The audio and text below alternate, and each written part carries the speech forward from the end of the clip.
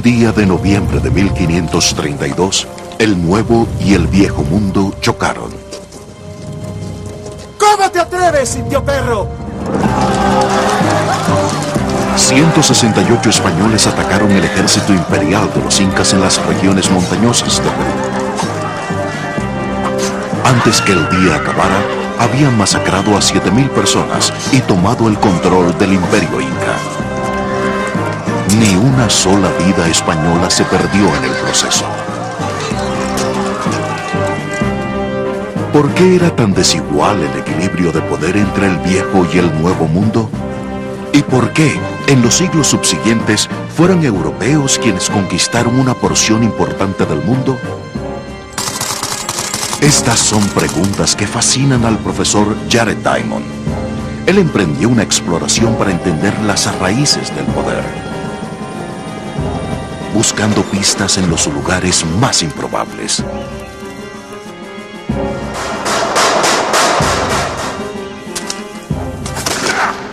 Desarrolló una teoría muy original, que lo que separa a los ganadores de los perdedores es la tierra misma, la geografía.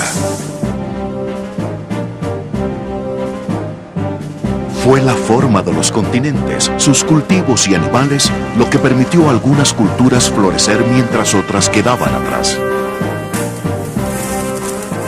Pero, ¿acaso esta manera de ver el mundo puede arrojar una luz sobre los acontecimientos de 1532? ¿Cómo puede la geografía explicar la conquista del mundo por las armas, los gérmenes y el acero?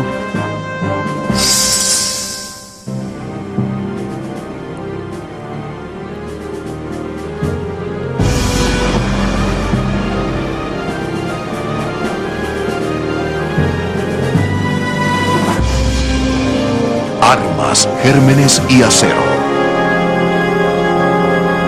Una presentación de la National Geographic. Episodio 2. La conquista.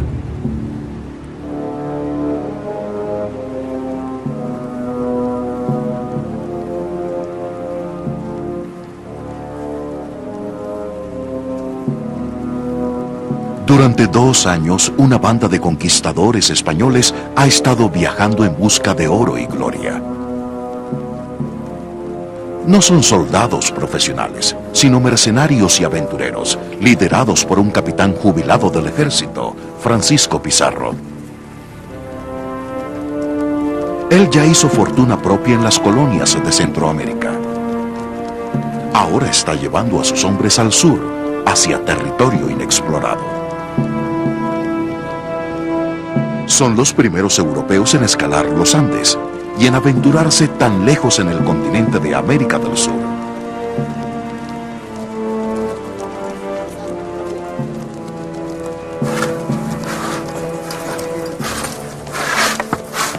A medida que viajan, encuentran evidencia de una gran civilización nativa.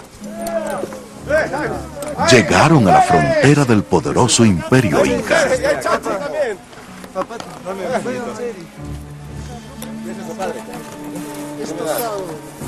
Para indios y españoles por igual, cualquier encuentro es un choque de culturas. Estos indios nunca han visto hombres blancos y no tienen idea alguna de la amenaza que representan. No pueden imaginar que dentro de pocos días estos forasteros volcarán su mundo al revés.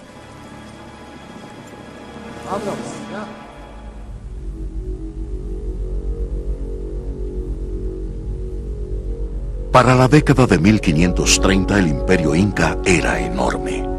Se extendía a lo largo de los Andes, desde el moderno Ecuador hasta el centro de Chile, una distancia de 4.000 kilómetros. Pero a solo 800 kilómetros al norte empezaban las colonias de Centroamérica y el Caribe, preciadas posesiones del Imperio Español. En esa época, el rey español controlaba 1/3 del continente europeo, pero la propia España solo recientemente se había convertido en un estado unificado, después de haber puesto fin a 700 años de ocupación de los moros islámicos.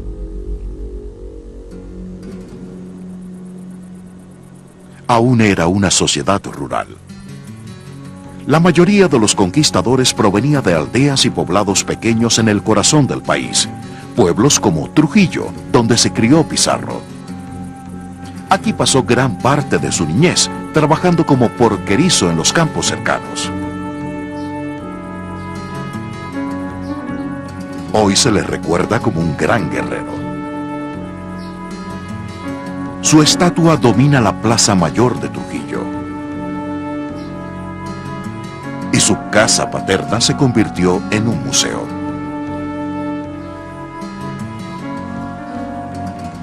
Jared Diamond vino aquí a explorar el mundo de los conquistadores y a comprender el secreto de su éxito. Él es Francisco Pizarro, el español que conquistó el estado más poderoso del Nuevo Mundo, el Imperio Inca. ¿Por qué Pizarro y sus hombres conquistaron a los incas y no al contrario? Parece una pregunta simple, pero la respuesta no es tan obvia. Después de todo, Pizarro era una persona bastante ordinaria y Trujillo es un pueblo bastante común. ¿Qué dio a Pizarro y a sus hombres ese enorme poder?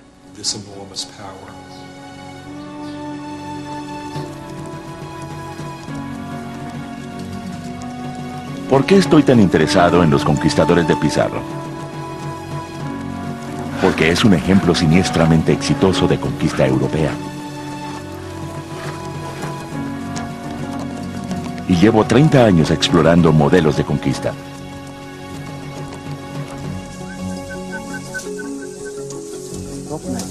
Jared Diamond es profesor de la Universidad de California en Los Ángeles, pero ha realizado la mayor parte de su trabajo de campo en Papúa Nueva Guinea. Su estadía allí lo inspiró a explorar las raíces de la desigualdad en el mundo moderno, para entender por qué algunas personas pudieron dominar y conquistar a otras.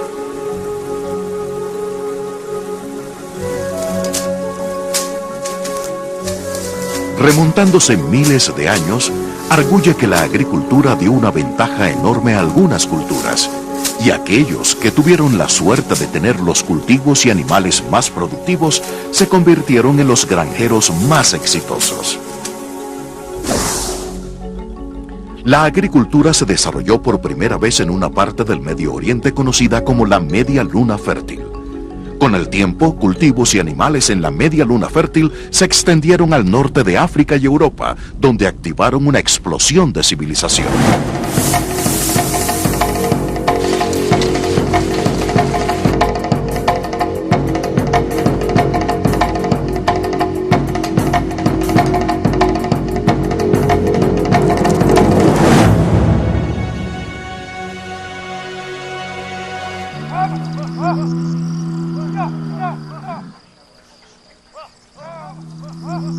Para el siglo XVI, las granjas europeas estaban dominadas por animales provenientes de la Media Luna Fértil.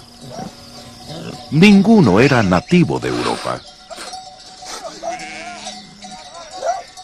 Proporcionaban más que solo carne. Eran una fuente de leche, lana, cuero y abono. Y algo muy importante, proporcionaban fuerza de trabajo.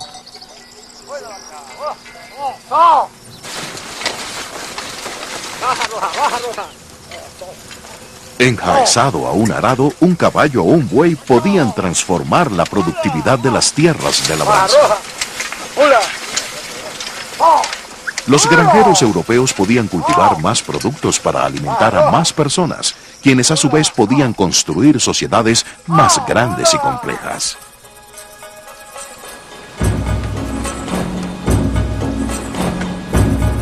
En el Nuevo Mundo no había caballos, ganado ni agricultura. Todo el trabajo debía hacerse a mano. El único animal doméstico grande era la llama, pero esta dócil criatura nunca había sido enjaezada a un arado. Los incas tenían mucha experiencia en cultivar patatas y maíz, pero debido a su geografía nunca pudieron ser tan productivos como los granjeros europeos.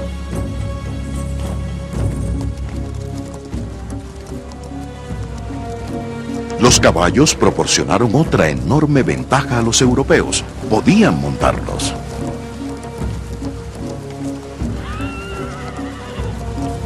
Para los incas, ver a los conquistadores de Pizarro cruzando por sus tierras fue algo extraordinario. Nunca habían visto personas cargadas por sus animales. Algunos pensaron que eran dioses, esos hombres de aspecto extraño, parte humanos y parte bestias.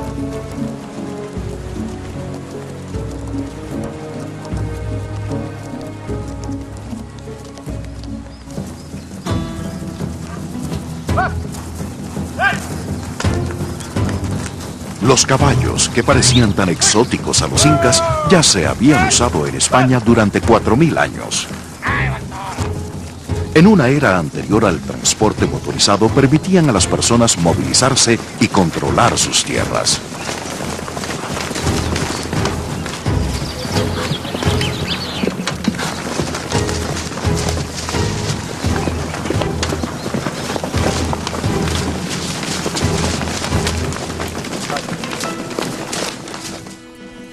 Lo voy a cambiar a la otra mano, haciendo una pirueta. Cuando Javier Martín no está arreando ganado, da exhibiciones de equitación tradicional. Para que se arranquen ahí. Para que se vea. Este estilo la de mano cabalgar izquierda. es conocido como a la jineta.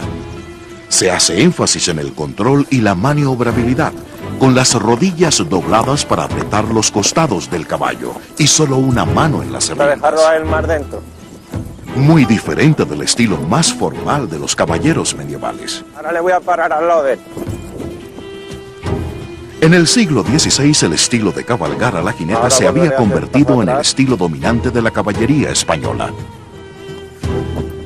Así es como los conquistadores habrían montado sus Lo del caballos. acoso. Ojo. Es una exhibición asombrosa de un animal grande controlado por una persona, de dominio preciso para detenerse, avanzar y girar. Javier me dijo que cabalga desde que tenía 5 años, y cuando lo vi comprendí mejor de dónde provenían los conquistadores. Ellos dominaban estas técnicas y las aprendieron trabajando con toros, pero las técnicas también funcionaban en el contexto militar, y puedo ver que ese control permitiría derribar personas en campo abierto.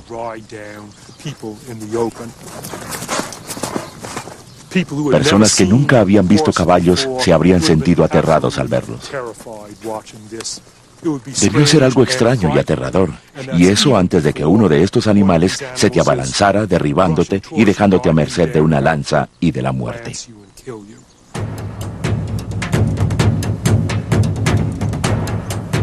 La noticia de unos forasteros semejantes a dioses sobre sus animales cuadrúpedos es llevada por el mensajero real al emperador de los incas, quien acampa en el valle de Cajamarca, en el norte del Perú, guardado por un ejército de 80.000 hombres.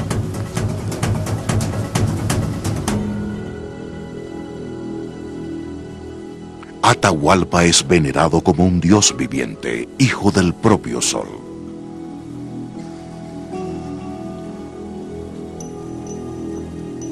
Se encuentra en Cajamarca en un retiro religioso, dando gracias por una serie de recientes triunfos militares.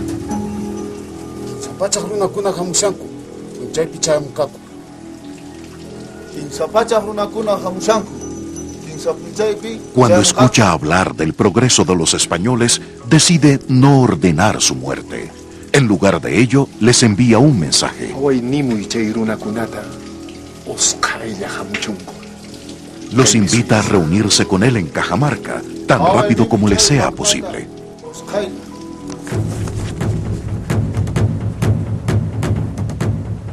Atahualpa quería que los españoles fueran a Cajamarca y cayeran en una trampa.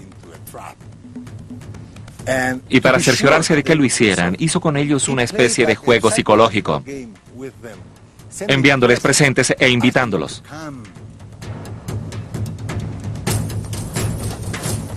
Sabía que los españoles no eran dioses.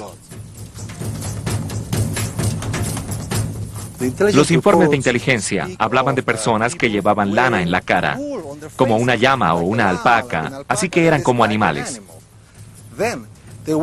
También iban de un lugar a otro llevando sobre sus cabezas una olla pequeña que nunca se usaba para cocinar.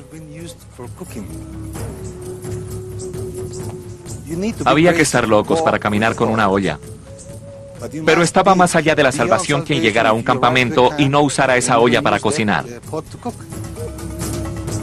Él tenía la idea de que eran subhumanos. ¿Qué podían hacer unos cuantos jinetes y más o menos 100 españoles al poderoso Inca? Prácticamente nada.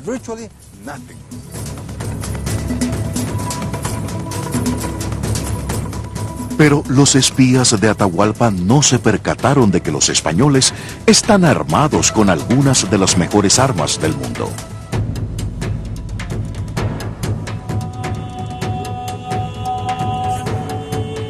En la época de los conquistadores, España tenía el mayor ejército de Europa, dirigido desde la capital imperial, Toledo. Durante más de 700 años, los españoles habían estado en guerra, luchando contra los moros y otros ejércitos europeos. En Europa había una carrera armamentista. Para sobrevivir, los españoles necesitaban estar actualizados en tecnología de armas. ¡Hey!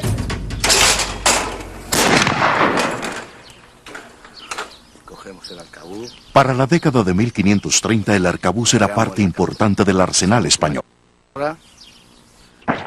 Ahora vas a disparar tú. El arcabuz era un arma todavía primitiva, pero evolucionaría para cambiar la cara de la guerra. A nosotros los modernos esa arma no nos parece útil. Es como una broma. No se puede apuntar bien con ella, recargarla es tedioso, y mientras el tirador está recargándola, un espadachín vendría y lo mataría. Pero los incas ni siquiera habían llegado a tener espadas, e incluso esa arma, con su estruendo, su olor y el humo, y con todas sus limitaciones, habría sido aterradora para alguien que nunca la había visto. Habría sido el terror total al estilo 1532.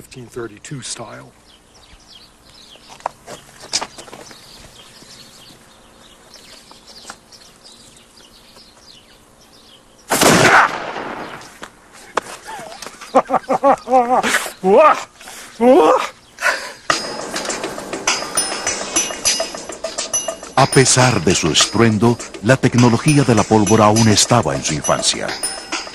El verdadero poder de los conquistadores estaba en otro aspecto, en la producción del acero. Toledo tenía los mejores fabricantes de espadas del mundo. Pero, ¿por qué la gente de aquí podía manufacturar mortíferas armas de acero, mientras los incas solo hacían simples herramientas de bronce?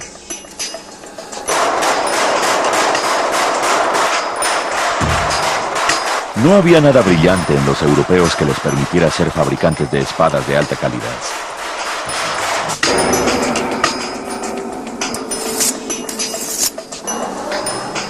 Así como las armas de fuego, las espadas resultaron de un largo proceso de ensayo y error que empezó fuera de Europa. El hombre empezó a trabajar con metales en la media luna fértil hace 7000 años. Y como Europa está geográficamente cerca de la media luna fértil, los europeos heredaron esa tecnología metalúrgica.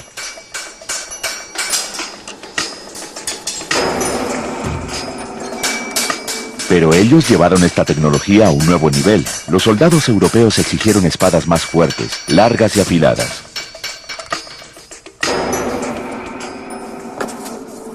Así luce una espada toledana terminada.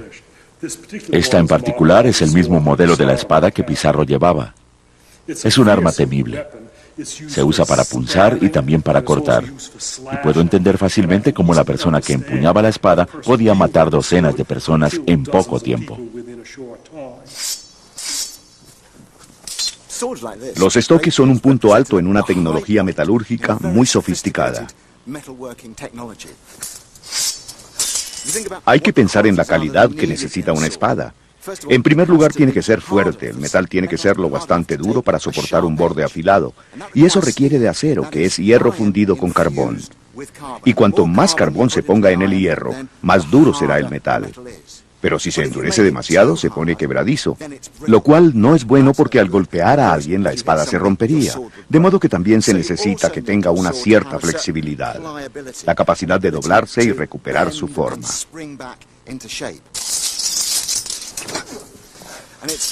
Y eso se consigue calentándola a ciertas temperaturas y sumergiéndola en agua fría. Se necesitó mucha experimentación para conseguir algo tan largo, elegante, magnífico y tan mortífero como el estoque.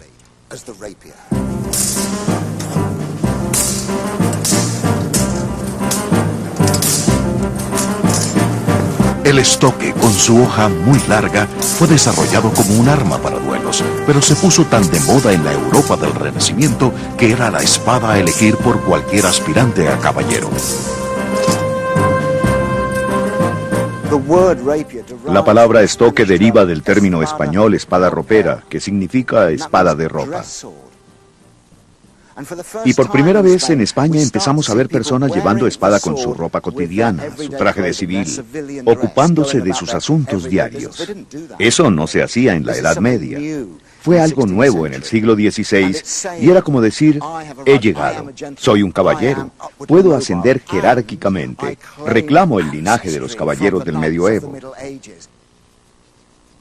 Era en gran medida un símbolo de la codicia ambiciosa de los conquistadores, lo que los impulsaba a soportar todas las penalidades, lo que los hizo ir a las Américas, su ambición de oro, su ambición por ascender socialmente, y el estoque simbolizaba completamente esa avaricia dominadora.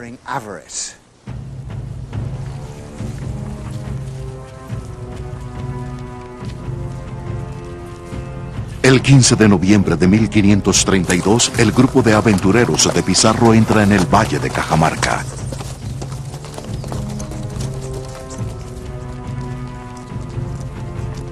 Les dijeron que Atahualpa está allí esperándolos. Pero no están preparados para lo que ven al llegar. En las colinas, más allá del pueblo de Cajamarca, se encuentra el ejército inca imperial, 80.000 hombres en completo orden de batalla.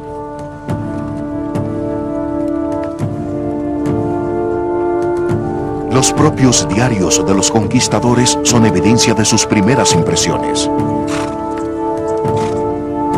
Su campamento parecía una hermosa ciudad. Hasta entonces no habíamos visto nada semejante en las Indias y nos asustó. Éramos muy pocos y nos internamos mucho en esa tierra.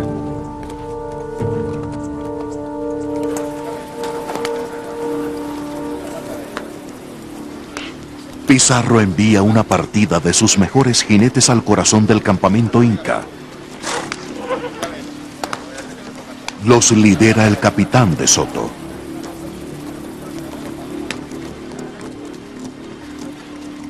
Apuestan a que Atahualpa les permitirá atravesar ilesos el campamento y accederá a reunirse con ellos.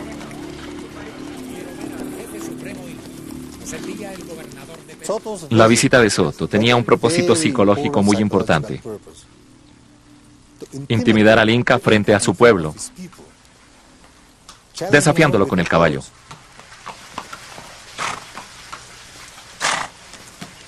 El gobernador de Perú, don Francisco Pizarro. Atahualpa no reaccionó al principio a la presencia de Soto, como si nadie hubiera entrado a la habitación.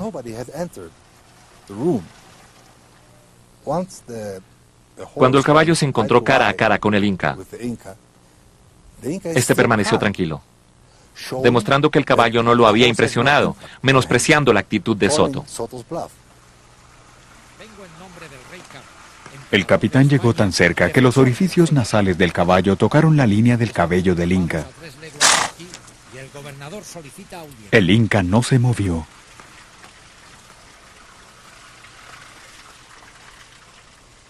Entonces, después de un breve silencio, vino la explosión de Atahualpa.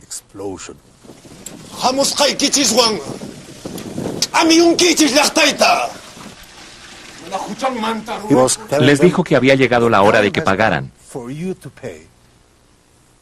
Entiendo que les dijo que era hora de pagar con sus vidas.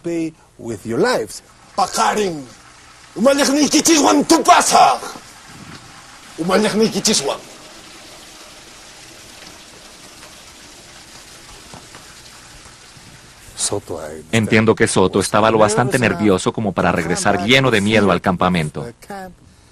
Y por lo que sabemos, los españoles pasaron la noche anterior aterrorizados.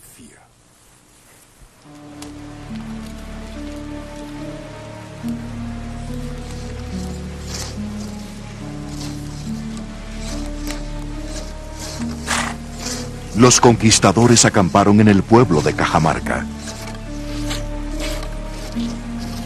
La mayoría está convencida de que enfrentan la aniquilación. 168 soldados a 1.600 kilómetros de cualquier otro español, enfrentando a un ejército de 80.000 incas. Pocos dormimos esa noche. Recorríamos continuamente la plaza, desde donde podíamos ver las fogatas del campamento del ejército indio. Era una vista aterradora, como una noche cubierta de estrellas.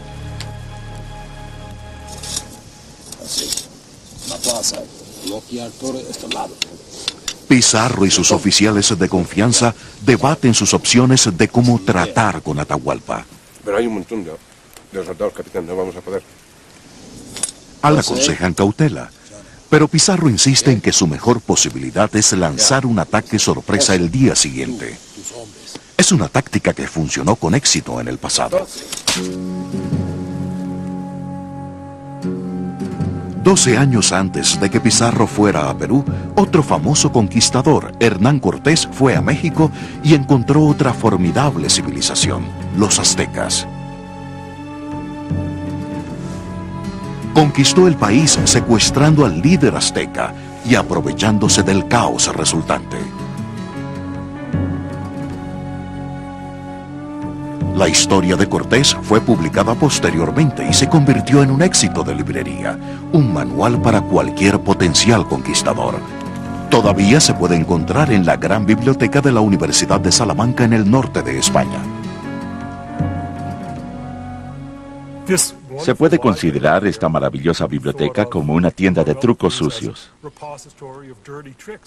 porque estos libros relatan lo que unos generales hicieron a otros durante miles de años en el pasado y en gran parte de Eurasia. En esta biblioteca tenemos un famoso recuento de la conquista de México con todos los detalles de lo que Cortés hizo a los aztecas y de su éxito. Fue un modelo que le dio ideas a Pizarro sobre qué podría intentar exactamente con los incas, mientras que los incas, sin escritura, solo poseían un conocimiento transmitido vía oral, que los hacía poco sofisticados e ingenuos frente a los españoles.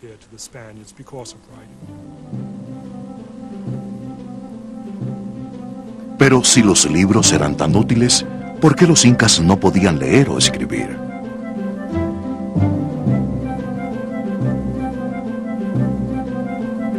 Desarrollar un nuevo sistema de escritura independientemente es un proceso sumamente complejo y ha sucedido muy rara vez en la historia humana. Se logró por primera vez hace por lo menos 5.000 años por los sumerios en la media luna fértil. Ellos crearon un detallado sistema de símbolos llamado cuneiforme, posiblemente como una manera de registrar transacciones agrícolas. Desde entonces, casi todos los idiomas escritos de Europa ya se han copiado, adaptado o simplemente se han inspirado en los elementos esenciales del cuneiforme.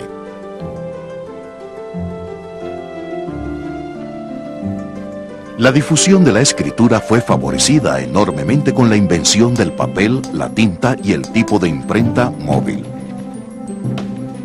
Todas innovaciones provenientes de fuera de Europa, pero de las cuales se apoderaron los europeos en el medioevo para producir el máximo transmisor de conocimiento: la imprenta.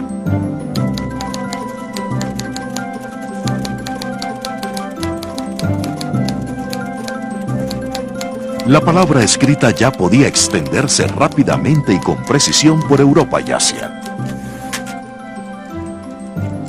El mundo moderno sería imposible sin el desarrollo de la escritura.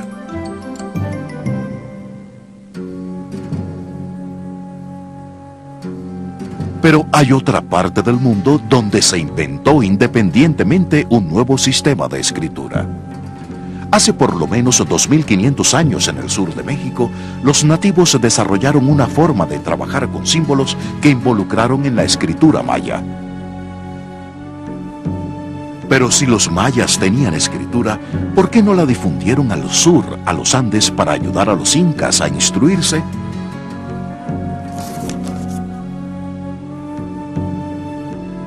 Para Diamond, la respuesta está en la forma de los continentes.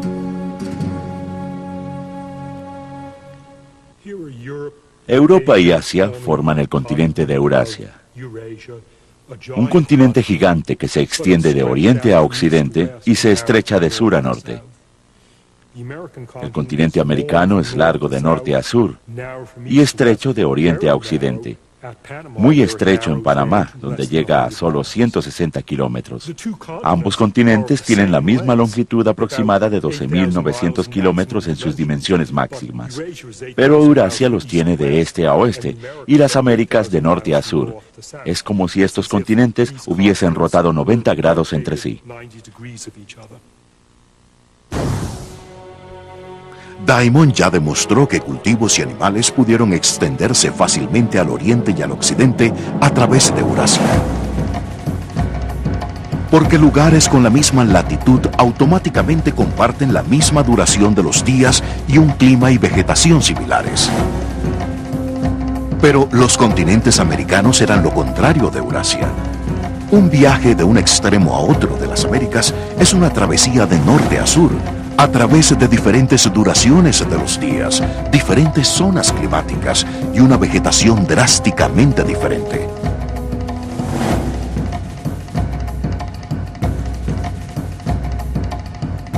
Estas diferencias básicas obstaculizaron la expansión de cultivos y animales, así como de personas, ideas y tecnologías.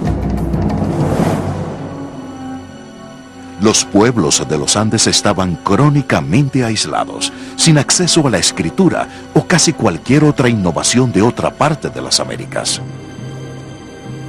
En contraste, Pizarro y sus hombres fueron geográficamente bendecidos. Como españoles, disfrutaban del beneficio de tecnologías e ideas que se habían propagado fácilmente por Eurasia.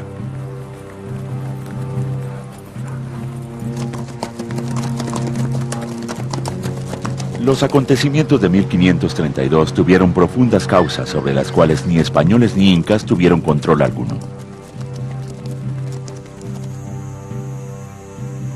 La forma de los continentes, la distribución de plantas y animales, la difusión de la tecnología eurasiática, eran hechos geográficos.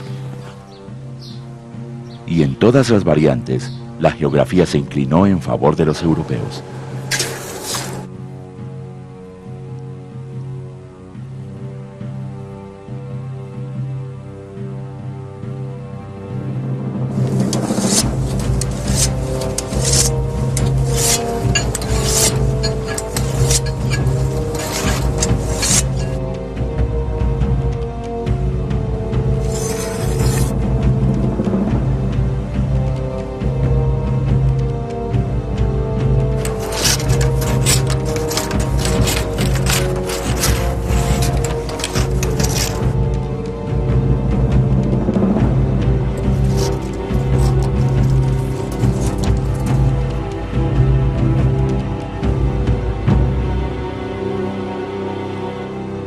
Es la mañana del 16 de noviembre de 1532.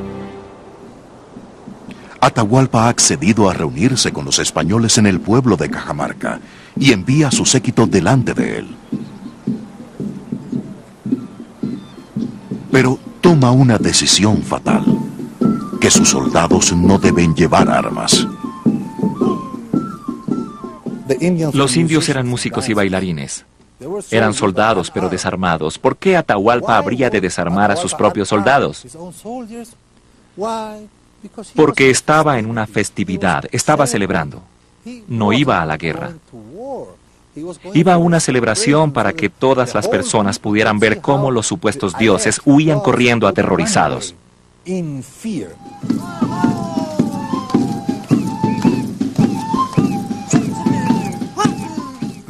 El hecho de que algunas personas creyeran que los españoles eran dioses serviría bien a los propósitos de Atahualpa. Si sé que no son dioses y derroto a los dioses, entonces todos estarán conmigo. Pero ¿y si derroto a los dioses sin ninguna demostración de fuerza, entonces seré más que los dioses?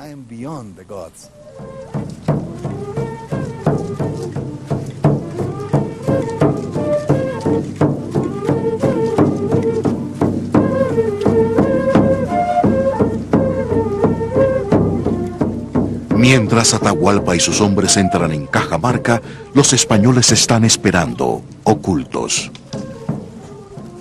Había 5.000 o 6.000 hombres, y tras ellos la figura de Atahualpa, sentado en un palanquín muy hermoso, forrado con plumas y embellecido con oro y plata.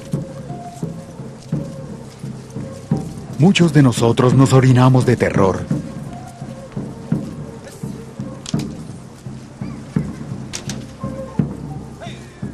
La plaza estaba llena de hombres de Atahualpa, pero no había ni un español a la vista.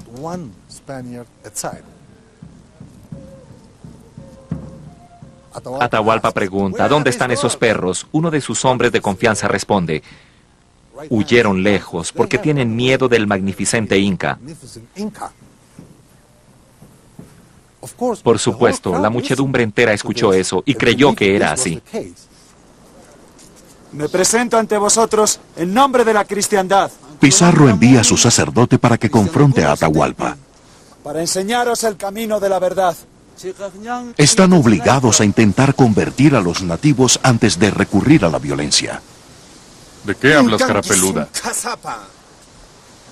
Yo soy el hijo del sol. Tengo el derecho de gobernar a mi pueblo. ¿Qué derecho tienes tú de hablarme así? Mi poder procede de mi señor. Sus palabras están escritas en este libro.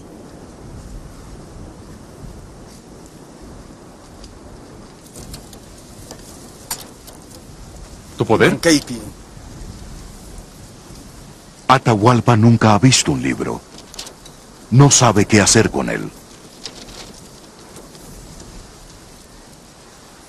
No vale nada. No escucho la palabra de la que hablas. ¿Cómo te atreves, indio perro? ¡Salgan, españoles! ¡Destruyan a estos perros que no respetan las cosas de Dios! ¡Santiago, a ellos!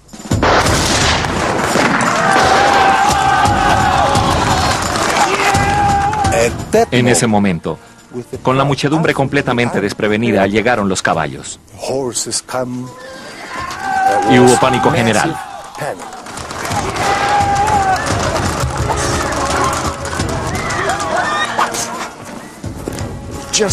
Imaginen la escena en Cajamarca.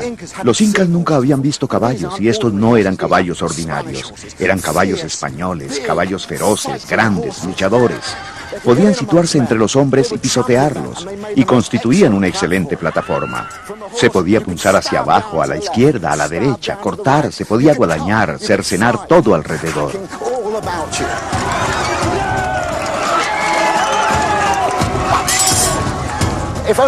Si los incas se hubieran mantenido firmes contra la caballería, habrían salido bien librados. Su número era superior, pero no lo sabían.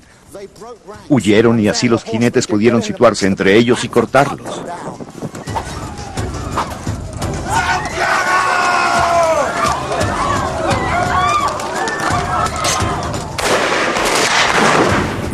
Había un dios inca llamado Huiracocha. Era un hombre blanco, el dios del trueno. Así que pensaron que esos hombres con sus arcabuces eran la encarnación misma de Huiracocha.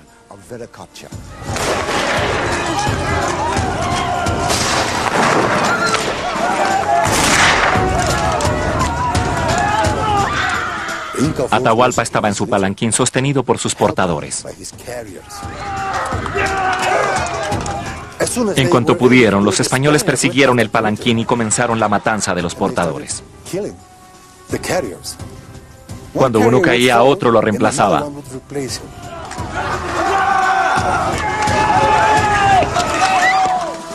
Solo al final mismo de la tragedia, el palanquín empezó a tambalearse, porque ya no quedaban portadores.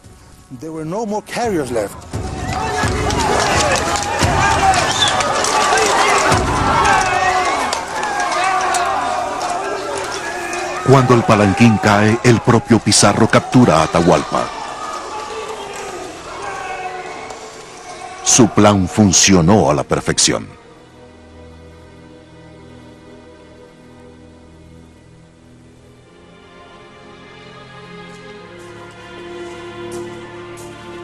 Atahualpa es llevado a una prisión provisional en los aposentos reales en Cajamarca. Pensó que lo mataríamos, pero le dijimos que no, que los cristianos solo matan al calor de la batalla.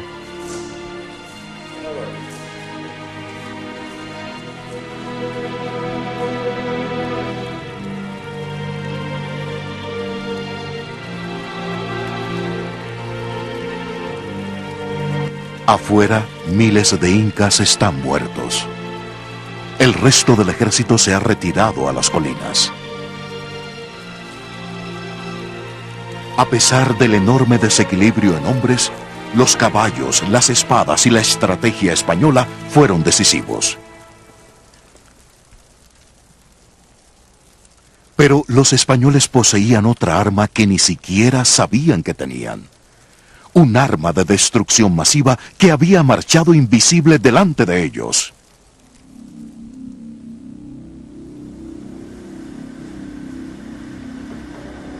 Hoy, la guerra contra las enfermedades infecciosas se emprende en centros de investigación biológica como el de Porton Down, Inglaterra. Aquí producen vacunas contra los virus más mortíferos del mundo. En el siglo XVI no había vacunas, ni protección alguna contra la propagación desenfrenada de las enfermedades infecciosas.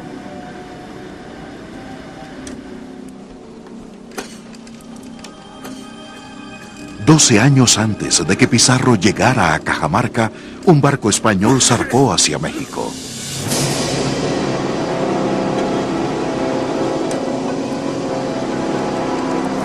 A bordo, uno de los esclavos padecía los primeros síntomas de una fiebre.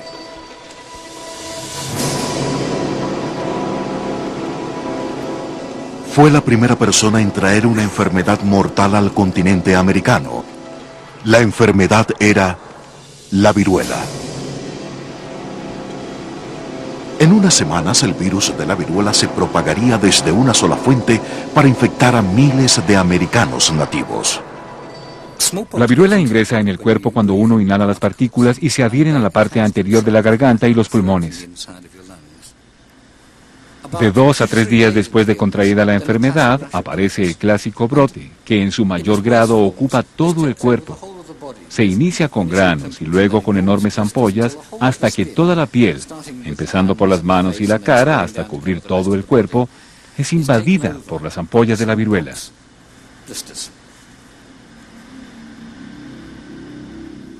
En esta etapa el paciente es altamente infeccioso, porque cada una de esas ampollas está llena de partículas de viruela, de modo que si uno hace estallar una ampolla, grandes cantidades de virus se verterán a cualquier cosa que toquen.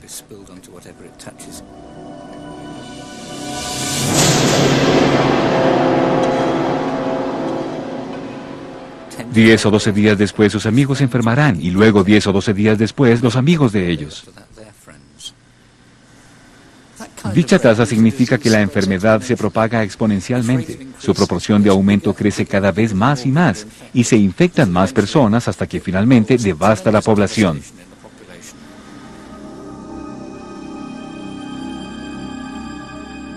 La primera epidemia de viruela en el Nuevo Mundo se extendió a través de Centroamérica y llegó al Imperio Inca. Dondequiera que fue, el virus diezmó las poblaciones nativas, haciéndolas presa más fácil para la conquista española. Pero, ¿por qué los gérmenes estaban tan cargados hacia uno de los bandos?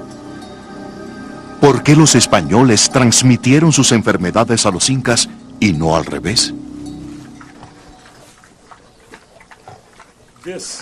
Esta fue el arma secreta de Pizarro.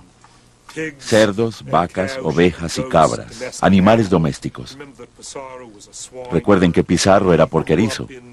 Se crió en chozas como esta, en íntimo contacto con animales domésticos, respirando sus gérmenes, bebiéndolos en su leche. Y fue a partir de los gérmenes de animales domésticos que las enfermedades mortales evolucionaron. Por ejemplo, la gripe evolucionó de una enfermedad de los cerdos transmitida por pollos y patos. Adquirimos el sarampión del ganado y la viruela de los animales domésticos, de manera que estos grandes asesinos de personas fueron un legado de 10.000 años de contacto con nuestros amados animales domésticos.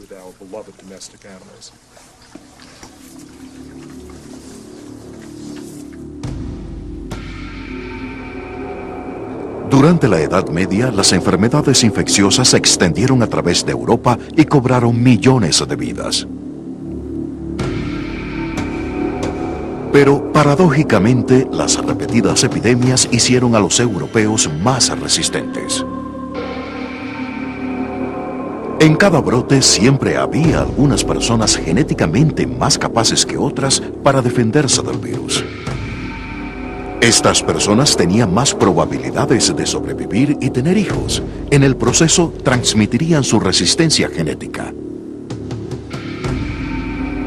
A través de los siglos, poblaciones enteras adquirieron algún grado de protección contra la propagación de enfermedades como la viruela. Una protección que los incas nunca tuvieron. Cuando llegó al Nuevo Mundo, nadie allí había visto una enfermedad así. El número de personas susceptibles era mucho mayor. No había inmunidad natural. Así, más personas podían contraer la enfermedad y luego propagarla, y el número de personas para recibirla era mucho más alto. Más personas morirían y más personas serían susceptibles a contagiarse. Se propagaría rápidamente y la mortalidad sería enorme.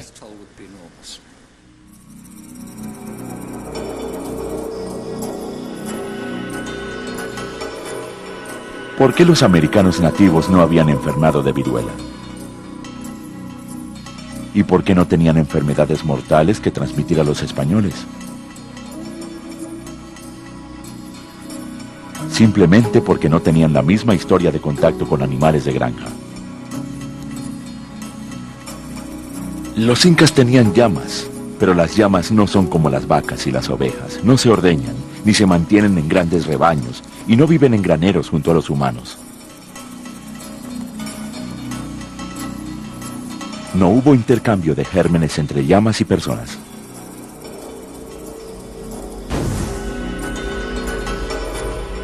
La clave del argumento de Diamond es la distribución de animales de granja alrededor del mundo. Aparte de la llama, todos los animales de granja grandes eran nativos de Eurasia y el norte de África. Ninguno fue jamás domesticado en América del Norte, Centro y Sur de África o Australia.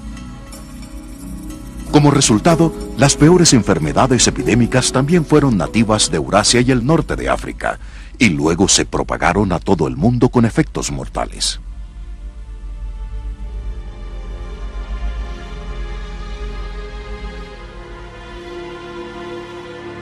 Hay un largo debate acerca del número de indígenas que murieron en la conquista española del Nuevo Mundo. Algunos eruditos piensan que pudo haber una población de 20 millones de nativos americanos, y la inmensa mayoría, quizás un 95%, murió por enfermedades del Viejo Mundo. Un continente prácticamente devastado.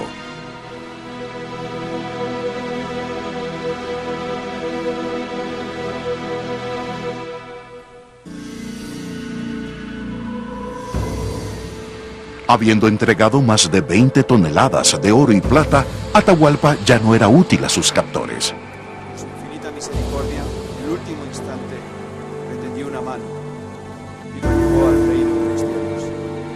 Ahora, recemos por su alma. Fue apaleado hasta morir, en la misma plaza donde tantos de sus seguidores fueron masacrados 8 meses antes.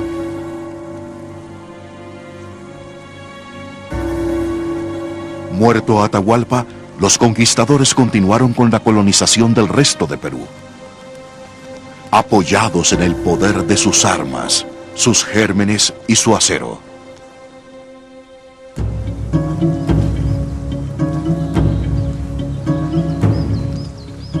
El oro de las colonias españolas se llevó a Sevilla, en el sur de España.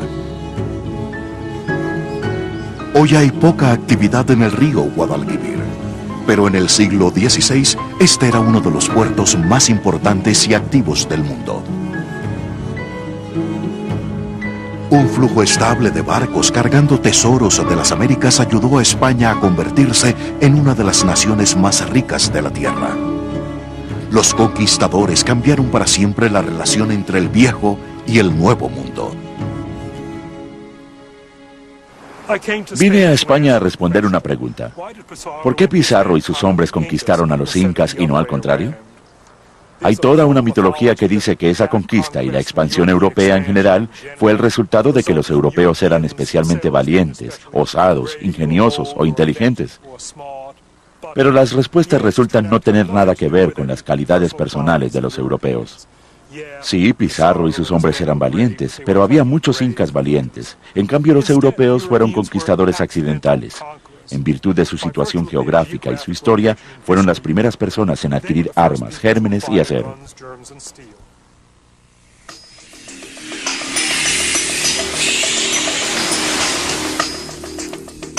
Para finales del siglo XIX, los poderes europeos se habían aventurado a las Américas y colonizado África, Australia y gran parte de Asia. El proceso que empezó en Cajamarca llegó a su conclusión lógica.